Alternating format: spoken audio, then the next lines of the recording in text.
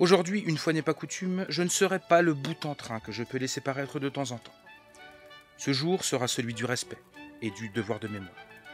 Car le mot que nous allons étudier aujourd'hui est Hibakusha. Ce mot, qui signifie littéralement survivant, est utilisé pour désigner les victimes des bombardements atomiques de la ville d'Hiroshima et par extension de Nagasaki. Pour bien comprendre qui sont les Hibakusha, et avant de développer tout ça, pour une fois commençons par un petit point historique. Nous sommes le 6 août 1945 à 2h45 du matin, heure locale. Le bombardier B-29, piloté par Paul Tibbets, décolle de la base navale de Tinian. Baptisé Enola Gay du nom de la mère du pilote, il transporte à son bord une bombe atomique d'une puissance de 15 kilotonnes que l'armée américaine a nommée Little Boy. La bombe est armée en vol et larguée à 8h15. Après une chute de 43 secondes, elle explose à 587 mètres du sol et rase instantanément la ville. 3 jours plus tard, le 9 août, à 11h02, c'est au tour de la ville de Nagasaki d'être bombardée par un autre B-29, piloté par Charles Sweeney. C'est à la suite de ce dramatique événement que le terme d'Hibakusha est devenu une appellation spécifique pour désigner les survivants des bombardements, mais également les victimes des retombées radioactives aux abords de la ville.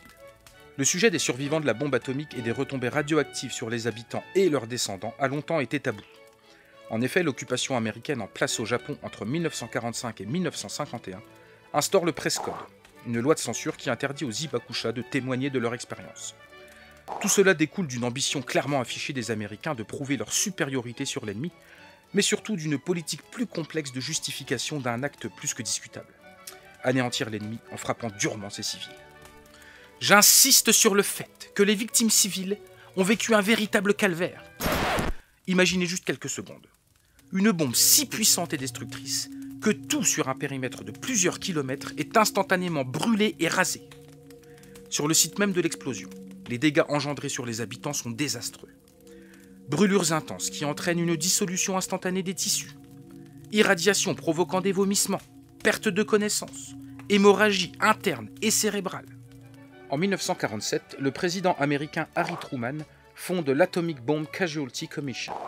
Mais cette dernière n'est qu'une façade puisqu'elle n'offre aucun soin aux victimes et se contente simplement de dresser des diagnostics. Les Hibakusha devront se battre jusqu'en 1968 pour que le gouvernement américain reconnaisse leur existence et promulgue une loi d'aide médicale, sociale et financière aux victimes de la bombe A. Malgré cela, les Hibakusha ont durant des décennies caché leurs conditions pour ne pas subir les discriminations à l'embauche et au mariage dont ils sont victimes dans la société japonaise. Le gouvernement les a obligés à porter sur eux un signe distinctif de leur condition d'Hibakusha. Un carnet de santé spécifique avec obligation de le présenter en cas d'embauche ou de mariage. Une vie de paria sans soins ni aide de la part de l'État qui les a forcés à vivre cachés. En 1968, un grand nombre d'entre eux décident de s'afficher publiquement et d'intenter des procès à l'État afin d'être reconnus comme Hibakusha et ainsi bénéficier de l'aide sociale. Cependant, les dégâts de la bombe A touchent également les descendants des Hibakusha. Contraints de vivre aux abords d'Hiroshima, les survivants ont continué à être exposés aux radiations et par extension leurs descendants aussi. Nombre de nouveau-nés ont vu le jour avec des difformités ou des handicaps mentaux et moteurs. Actuellement, on dénombre plus de 280 000 Hibakusha au Japon.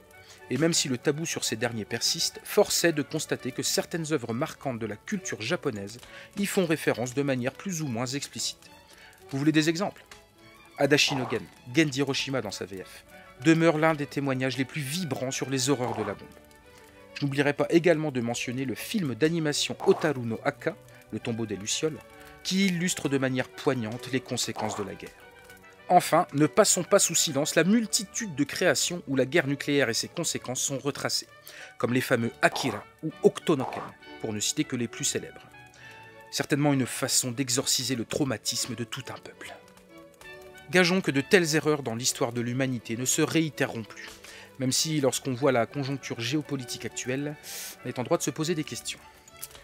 Alors oui, j'ai bien conscience d'avoir brisé votre joie de vivre, mais difficile de fanfaronner lorsque l'on traite de sujets aussi douloureux. Mais pour illustrer mes propos, faisons appel à celui qui, je dois bien l'admettre, m'a cruellement manqué, Gredin. Alors ça y est, le retour de l'enfant prodigue.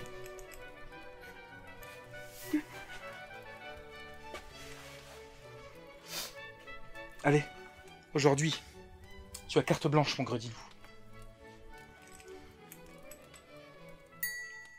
En résumé, le mot Hibakusha signifie survivant et désigne les victimes de la bombe atomique d'Hiroshima.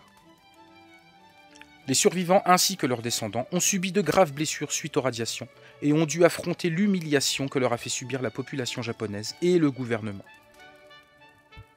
Enfin, il aura fallu attendre 1968 et de nombreuses batailles, notamment judiciaires, menées par les Hibakusha, pour que le gouvernement leur accorde enfin une aide médicale, sociale et financière. Voilà, j'espère que vous en savez désormais un peu plus sur le terme Hibakusha. Il est temps de se quitter, mais d'ici là, n'oubliez pas, tout court.